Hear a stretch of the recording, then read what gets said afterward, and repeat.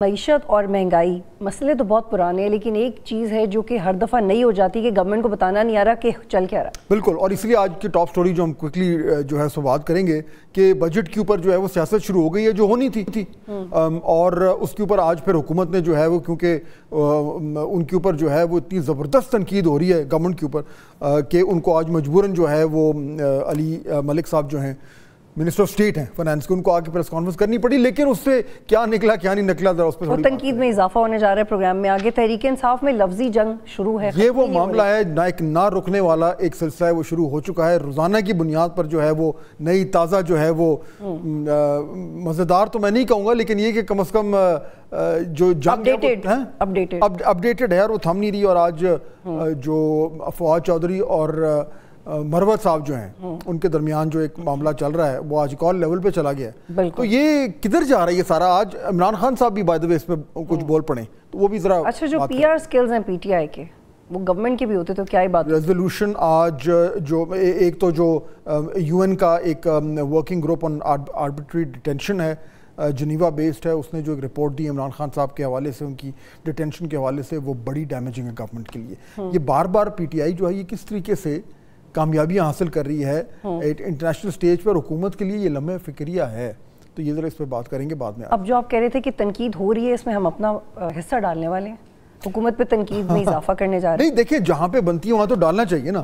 اب مثال کے طور پر میں آج سن رہا تھا علی پرویز ملک صاحب کو، دیکھیے بجٹ کے اوپر بڑے دن سے گفتگو ہو رہی ہے، بجٹ پاس ہو گیا، کل ہی ہوا ہے، کل باقاعدہ طور پر جو ہے وہ لاگو بھی ہو گیا ہے۔ دیکھیں لائک اینی تھنگ ایلس بطول، جو پرسپشن جو ہے نا وہ جب کسی ایک چیز کا بن جائے پھر اس کو توڑنا بڑا مشکل ہوتا ہے، اور آج کل کیونکہ جو ہے وہ ایک بیٹل آف آئیڈیاز ہے، بیٹل آف پرسپشنز ہے، اور in the age of digital media آپ کو ہر چیز کو ایک طریقے سے پیکج کرنا پڑتا ہے، you have to market it.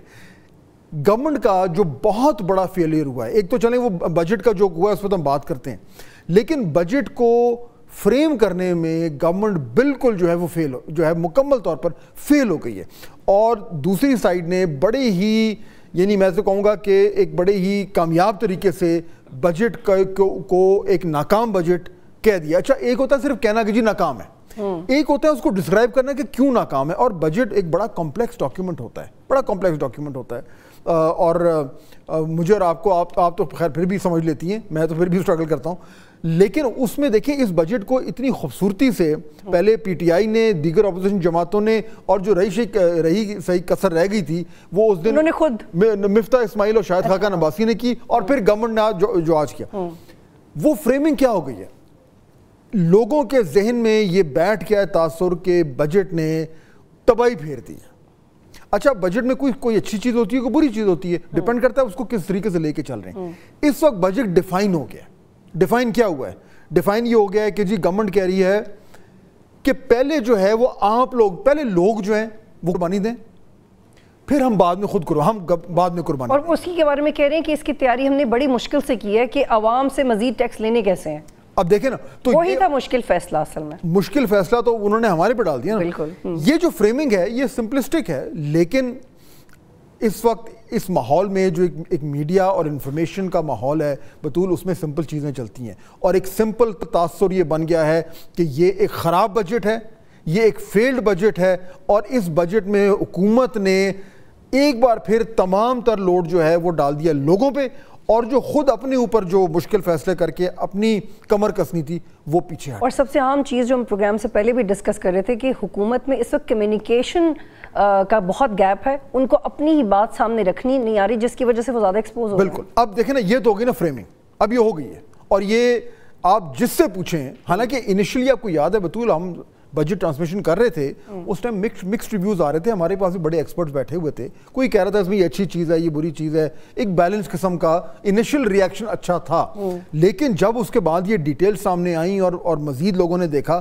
کہ یہ تو سارا کا سارا بوجھ جو ہے انہوں نے ڈال دیا ہے لوگوں پہ، خود کچھ بھی نہیں کیا۔ اچھا اب یہ جب ان کے اوپر اتنی تنقید ہوئی، اتنی گالم گلوچ ہوئی، تو آج حکومت کو خیال آیا کہ جی ہمیں اپنا دفاع کرنا چاہیے، ٹھیک ہے۔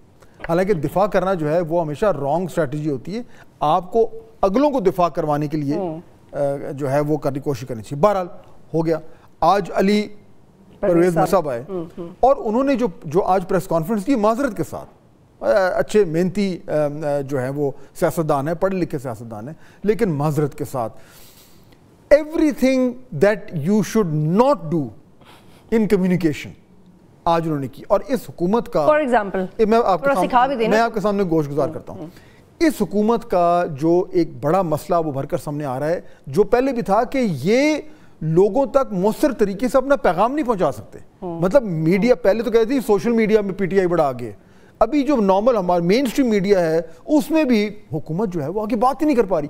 اور اس کی کلاسک اگزامپل جو ہے وہ آج ہوئی. بھائی آپ کو پتہ ہے کہ آپ پہ تنقید کیا ہو رہی ہے، اس تنقید کا دفاع کرنے کے لیے آج علی پرویز ملک صاحب نے کوئی 1800 چیزوں کی لسٹ دے دی. ہم یہ بھی کر رہے ہیں، یہ بھی کر رہے ہیں، یہ بھی، یعنی وہ 15-20 منٹ جو ہے وہ ایک عنوان سے دوسرے سے تیسرے سے چوتھے سے چلتے ہی جا رہے ہیں. جس طرح وہ ایک ٹرین نہیں ہوتی جو کسی ایکسپریس ٹرین ہوتی ہے جو کسی ٹاپ پہ رکتی ہے، داستان بن گئی نا. یعنی اچھا اب دیکھیں نا اس میں کیا ایشو یہ ہے، اس کمیونیکیشن کی دنیا میں آپ کو پہلے یہ کلیئر کرنا ہوتا ہے کہ آپ کا مین مرکزی نقطہ کیا ہے، واٹ از دا کی میسج. پھر آپ اس کے گرد پوری اپنی چیز بناتے ہیں تاکہ جب آپ 15-20 منٹ کے بعد اپنی بات ختم کریں تو لوگوں کے ذہنوں میں ایک نقطہ بیٹھ جائے. اب دیکھیں نا دوسری سائڈ نے کتنا اچھا کیا ہے، انہوں نے کہا جی بالکل سمپل نقطہ ہے، لوگوں آپ قربانی دو گے، گورنمنٹ ہم قربانی نہیں دے گی، ختم. پورا فریم کر دیا انہوں نے، مؤثر طریقہ ہے. آگے سے حکومتی اہلکار ایک لمبی رام کہانی لے کر آ رہے ہیں.